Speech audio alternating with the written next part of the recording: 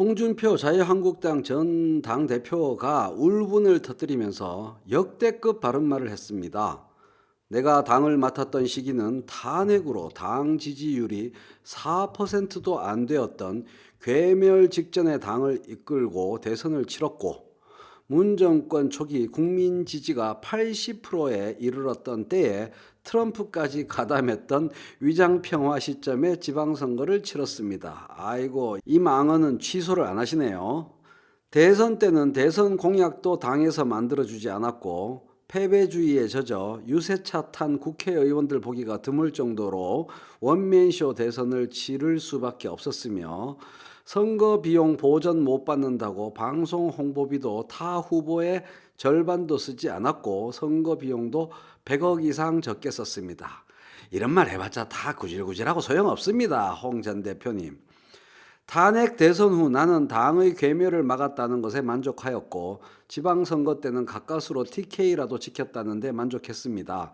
탄핵의 여파는 국민들은 벗어나고 있지만 보수 우파 진영에는 아직도 심각하게 그 여파가 남아 있습니다. 이제 본론이 나옵니다. 아직도 박근혜 파리로 거리에 돈통이 나돌고 유튜브에는 박근혜 파리로 연명하는 정치 장사치들이 넘쳐납니다. 보수는 부패로 망하고 진보는 분열로 망한다고 했는데 이제 보수는 부패뿐만 아니라 무능과 분열까지도 덮어쓰고 있습니다. 이제 그 질곡의 터널에서 벗어날 때가 되지 않았습니까? 모두 이성을 되찾고 자성할 때가 되지 않았습니까? 뭐 내용은 전반적으로 좋은데요. 이쪽 사람들은 국어가 참 아쉽습니다. 좀 완성된 아름다운 문장, 정돈된 글 좀 읽어봤으면 좋겠어요. 대변인이고 전 당대표고 원내대표고 정말 어쨌든 그렇고, 그 다음에 6월 3일의 행사 유시민 이사장과 토론회를 개최하는 것을 비난하는 분들이 있는데 이는 전적으로 이해 부족에서 비롯된 것입니다. 우선 언론에서 합동방송이라고 하는데 그것은 오해입니다. 각자 유튜브가 녹화를 해서 각자 방영하는 절차이고 우리는 무삭제 방영을 합니다. 그게 그거죠. 뭐 같이 만났다는 게 중요한 거지 뭐. 반대 진영의 이론가와 토론을 통해 국민들에게 판단의 자료를 제공하는 것은 나는 아주 유익한 기회라고 봅니다.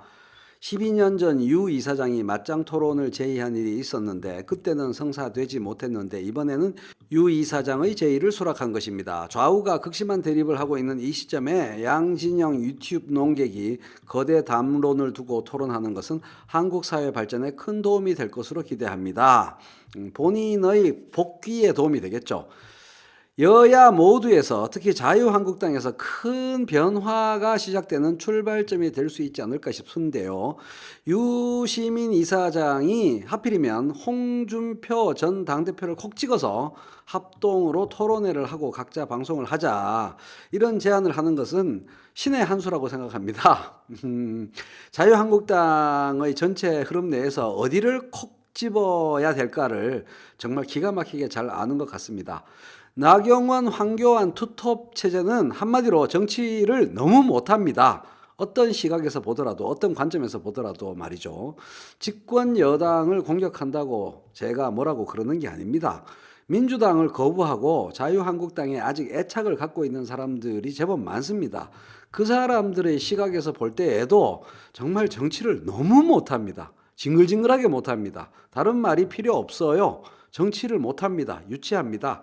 아마추어입니다. 당 대표든 원내대표든 대변인이든 더 센 선수, 제대로 공격하는 선수를 차라리 만나고 싶을 그런 마음이 들 정도입니다. 이건 뭐 똥 묻은 꼬챙이 들고 덤비는 초등학생 같은 그런 초등학생을 대하는 난감함이라고 할까요? 추잡함과 유치함 세트, 정말 난감합니다. 이와 같은 정세인식을 공유하는 사람들이 자유한국당 내에도 많고 현 지도부에 대한 이들의 공세가 곧 시작될 거라고 봅니다. 그 시작 촉발점을 홍준표 전 대표와 유시민 이사장의 토론회로 잡고 있는 거죠. 저는 솔직히 황교안 나경원 체제가 과연 총선까지 갈 수 있을까 그런 의문이 듭니다. 어차피 혹시라도 당권을 수복하면 황교안, 나경원과 뭐 그다지 크게 달라지지는 않겠지만 그래도 홍준표 전 대표가 나름 약진하면 좋겠습니다.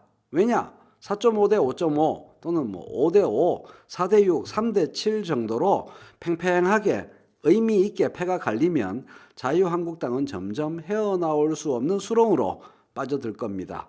분열의 소리로 비칠까 봐서 말을 참자니 너무나 정치를 못하는 인간들이 당을 절벽으로 내몰고 있고, 이에 문제 제기를 하자니 첫째로 본인들이 위험하고 둘째로 당 분열이 가속화될 수 있다는 우려가 생기니 참 이분들 입장에서는 여러 가지로 답답할 겁니다. 그런 답답한 가운데 유시민 이사장이 손을 내민 거죠. 뭔가 활로가 될 수 있는 그런 맥락으로 6월 3일의 방송을, 합동방송을, 공동토론회를 생각해 보시면 좋을 것 같습니다.